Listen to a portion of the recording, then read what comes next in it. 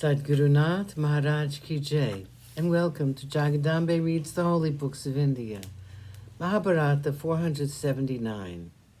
As you may remember, Duryodhana and Radeya had spent their last time together. Radeya lay down on his bed. He tried to sleep, but how could sleep come to his eyes, which were burning like live coals? His heart was beating fast. He was to meet his death tomorrow. Fatalist that he was, still, he was finding it so difficult, so hard to reconcile himself to the end.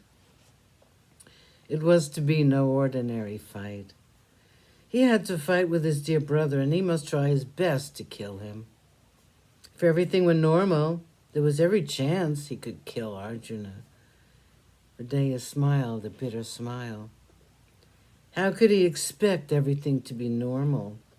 Had anything about his life been normal so far? Now, at the end of it, why should it be normal? Krishna sat there holding the reins of Arjuna's white horses. Arjuna would win.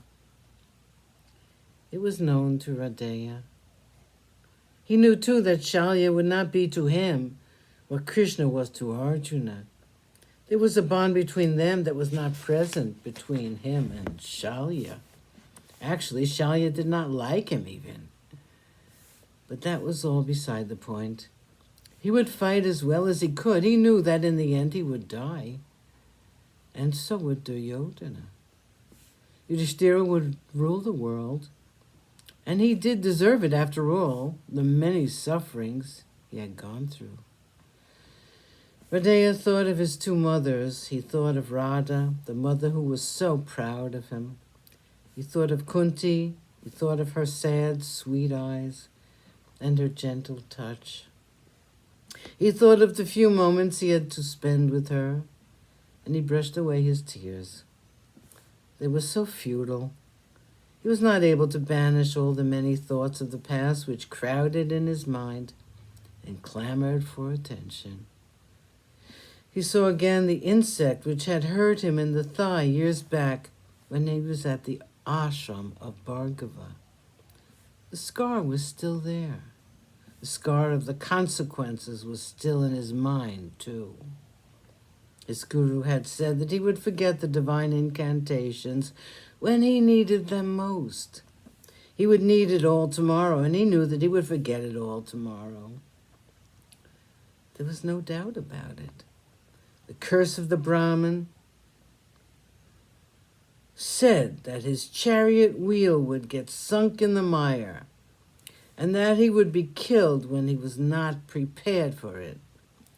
Yes, the dice was loaded very heavily against him, but he did not care. Radeya welcomed the thought of death. It would be so restful after the painful life he had to live all these years. He would no longer be called upon to do those dreadful things like killing a child in cold blood, the child of his brother. He would not have to insult his brothers anymore by touching them with the tip of his bow and see tears of humiliation in their eyes. It was not easy for him to insult Nakula that day. It would have been easier to kill him. Yes, Nakula would feel proud that he had fought that duel with his brother and had been insulted by him. He smiled again. He would try and fight with Yudhishthira tomorrow and insult him too. Kunti must know that he had all the Pandavas at his mercy, but did not kill any of them. He had given her that boon of his own accord, and she must know that Radeya was a man who kept his promise. Krishna was keeping his promise. He knew that. It was hard for Radeya to meet the affection and compassion in the eyes of Krishna. Krishna was very fond of him.